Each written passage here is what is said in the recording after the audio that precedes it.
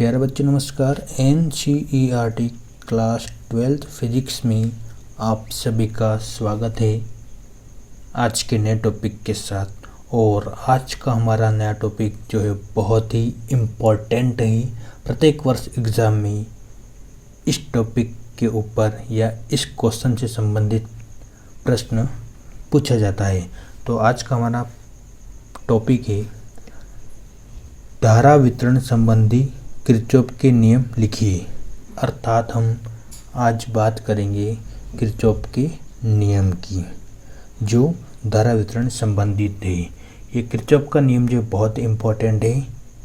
तो हम बात करेंगे कि किरचॉफ का नियम आया कब है। तो किरचॉफ का नियम हम बताना चाहेंगे कि सन 1842 अर्थात 1842 में ये नियम आया था। तो हमने लिखा सन 1842 में किरचॉफ ने जटिल परिपथों में सुगमता से धारा वितरण का अध्ययन करने के लिए दो नियम दिए हैं। तो किरचॉफ ने जो जटिल परिपथ होते हैं उन परिपथों में धारा जो आसानी से बह सके उसके अध्ययन करने के लिए दो नियम दिए जिन्हें हम किरचॉफ के नियम कहते हैं। अर्थात किरचॉफ ने धारा वितरण संबंधित दो नियम दिए हैं। हम दोनों नियम को एक एक करके पढ़ेंगे तथा समझेंगे। यहाँ पर हम ये समझेंगे कि किरचॉफ ने ये नियम क्यों दिए थे। तो इसका आंसर बहुत ही आसान है कि धारा को ज्ञात करने के लिए। अर्थात हम धारा यानी कि I ज्ञात करने के लिए किरचॉफ के नियम का उपयोग करते हैं। लेकिन हमने तो ओम का नियम पढ़ा है और हमने ओम के नियम के अंदर भी धारा ज्ञात करना सीखा था। तो जो ओम का नियम होता है वो हमने पढ़ा था कि V प्रोपोर्शनल टू I, ये होता ओम का नियम। और जैसे हम प्रोपोर्शनल का चिन्ह हटाते हैं तो नियतांक हो जाता है हमारे पास R, और यहाँ से हम धारा का मान निकाल लेते हैं। अर्थात R को हम नीचे V के अपॉन में भेज देते हैं। तो ये बन जाता है I इक्वल V अपॉन में R। यहाँ से हमने ओम के नियम से किसी परिपथ के अंदर धारा का मान ज्ञात करना सीखा था। तो यहाँ पर प्रश्न ये उठता है कि ओम के नियम से भी हम धारा का मान ज्ञात कर सकते थे या धारा का मान ज्ञात कर सकते हैं, तो किरचॉफ के नियम की हमें ज़रूरत क्यों पड़ी। तो इसका बहुत ही सीधा सा आंसर है कि परिपथ अर्थात सरल परिपथ, ये हमारे पास एक परिपथ है जो बहुत ही सिंपल और सरल दिख रहा है हमको, जिसमें एक प्रतिरोध है और एक बैटरी अर्थात एक सेल लगा हुआ जिसमें से धारा फ्लो हो रही है।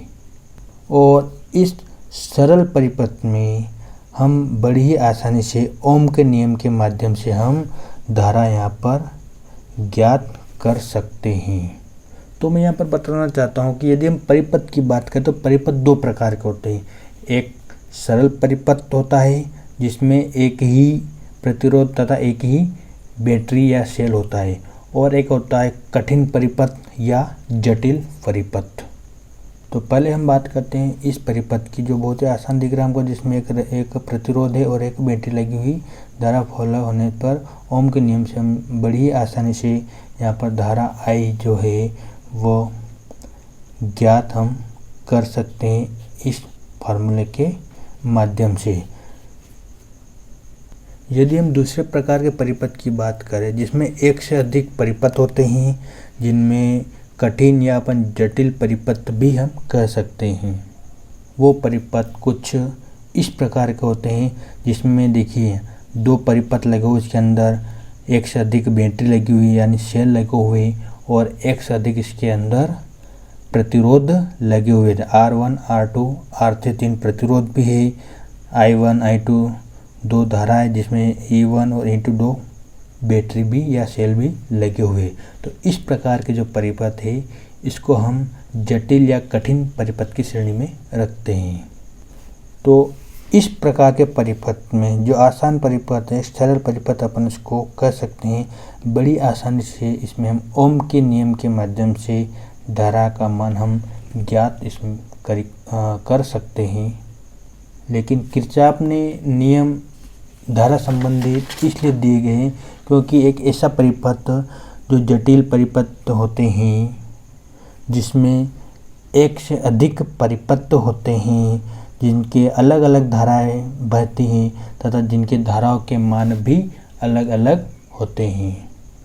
तो जटिल परिपथ में धारा के मान को ज्ञात करने के लिए किरचॉफ ने 2 नियम दिए गए हैं, जिससे हम जटिल परिपथ में बड़ी आसानी से धारा के मान को कैलकुलेट कर सकते हैं। तो हम बात करते हैं किरचॉफ के प्रथम नियम की। ठीक है, प्रथम नियम, इस प्रथम नियम को हम संधि का नियम के नाम से भी जानते हैं, अर्थात प्रथम नियम को ही संधि का नियम भी कहते हैं। किसी विद्युत परिपथ के किसी संधि स्थल पर उपस्थित समस्त धाराओं का बीजगणितीय योग शून्य होता है, अर्थात समेशन ऑफ आई इक्वल 0। तो देखिए इसका प्रथम नियम कितना सिंपल है, इसको हम चित्र समझेंगे और आपको जस्ट यहाँ पर इसके नीचे ये जो चित्र हम दिखा रहे हैं आपको यहाँ पर इसको ड्रॉ करना है। तो देखिए इसका डेफिनेशन क्या बोल रहा है, किसी विद्युत परिपथ के, देखिए ये हमारे पास एक विद्युत परिपथ बना है, इसके अंदर I1, I2, I3 जो धारा इस संधि स्थल पर आ रही है, I4, I5 और I6 धारा इस संधि स्थल से दूर की ओर जा रही है। तो लिखा है किसी विद्युत परिपथ के किसी संधि स्थल पर, तो देखिए विद्युत परिपथ है, यहाँ पर जो है बिंदु P इसका संधि स्थल है, संधि स्थल पर उपस्थित समस्त धाराओं का बीजगणितीय योग, यानी कि इस संधि स्थल P पर यहाँ पर उपस्थित कुल धाराओं का जो बीजगणित योग होता है वो 0 होता है, अर्थात 0 के बराबर होता है। तो देखिए हमने यहाँ पर लिखा है कि समेशन आई इक्वल 0, यानी कि बिंदु P पर कुल धारा का जो बीजगणित योग होगा वो 0 के बराबर होगा। आगे हमने लिखा है कि इस नियमानुसार संधि की ओर आने वाली विद्युत धाराएं धनात्मक एवं संधि से दूर जाने वाली विद्युत धाराएं ऋणात्मक ली जाती है।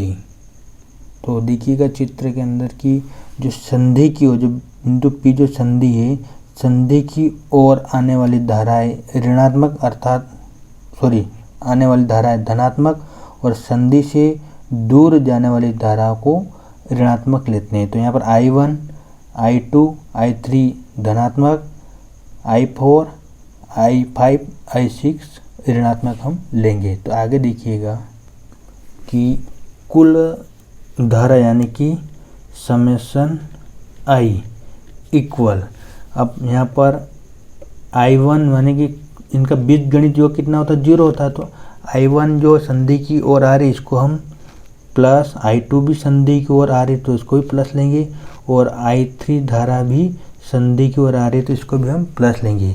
और इनका बीजगणित योग यानी संधि से दूर जाने वाली धारा क्या होती है, ऋणात्मक होती है, लेकिन धारा तो सभी, तो उसका बीजगणित योग जो होता है वो धनात्मक होता है। तो यहाँ पर देखिए प्लस और यहाँ लेंगे माइनस का I4, क्योंकि इस संधि से दूरी की ओर जा रही है, फिर प्लस I5 क्योंकि ये धारा भी संधि से दूरी की ओर जा रही है, और प्लस माइनस आएगा क्योंकि ये संधि को दूर जा रही है, और माइनस I6 क्योंकि ये संधि से दूरी की ओर जा रही है। तो देखिए यहाँ पर I1, I2, I3 ये संधि को जा रही है धनात्मक, I4, I5, I6 संधि से दूर जा रही है तो इसको हमने ऋणात्मक लिया है। और धाराओं का कुल बीजगणित योग जो होता है वो टोटल का योग होता है, समेशन ऑफ आई।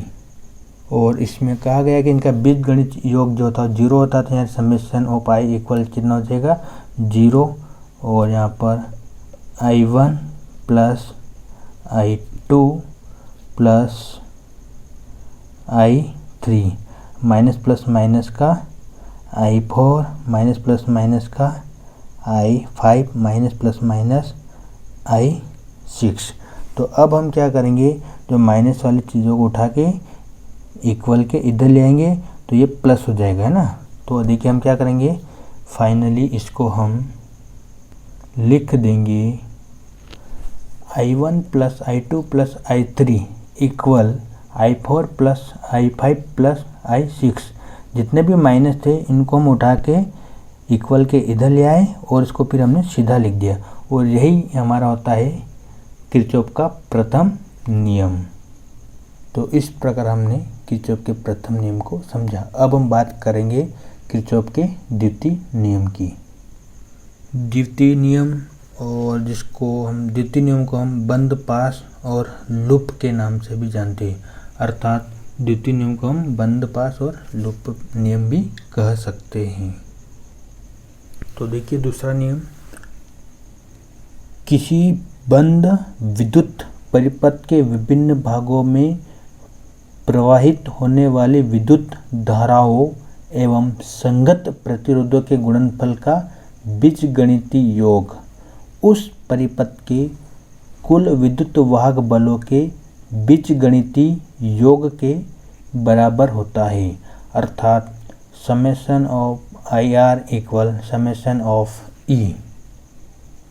तो हम इसको चित्र से समझेंगे। देखिएगा कि क्या कह रहा है, किसी बंद विद्युत परिपथ के, तो देखिए हमारे पास एक चित्र है, ये हमारे पास एक बंद विद्युत परिपथ है।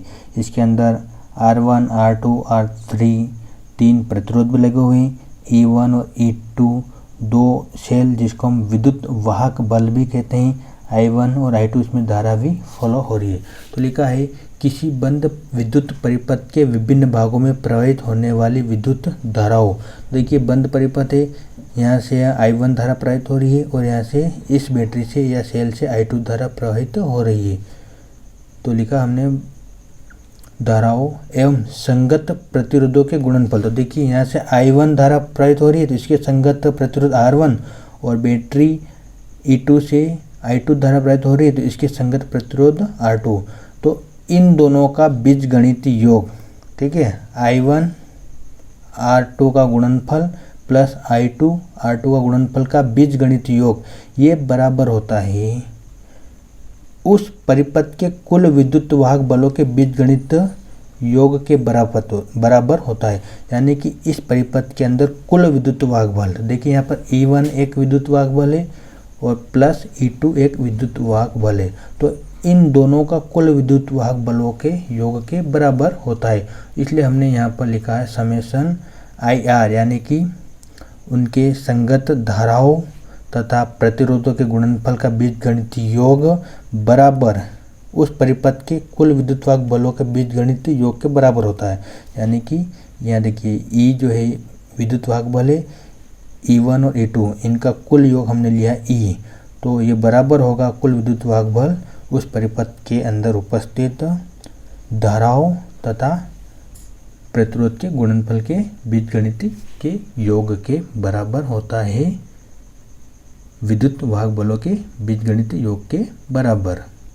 तो इतना लिखने के बाद आपको जस्ट इसके नीचे ये चित्र बनाना है, फिर और आगे हम लिखेंगे। अब तो हमने लिखा है उपरोक्त परिपथ में E1 व E2 विद्युत वाहक बलों के दो सेल है। तो देखिए ये परिपथ है, E1 और E2 दो विद्युत वाहक बल के सेल है जो बंद लूप ABCD है, अर्थात जो E1 जो विद्युत वाहक बल है ABCDA, ये पूरा एक बंद लूप बना रहा है ABCDA तथा DCFED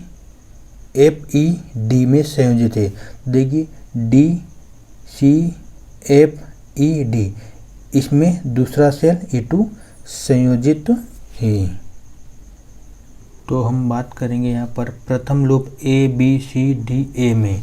तो सबसे पहले हम इस परिपथ की बात कर रहे हैं ABCDA, जिसमें से सेल E1 है, प्रतिरोध R1 है और R2 है और यहाँ से धारा I1 फॉलो हो रही है, ठीक है।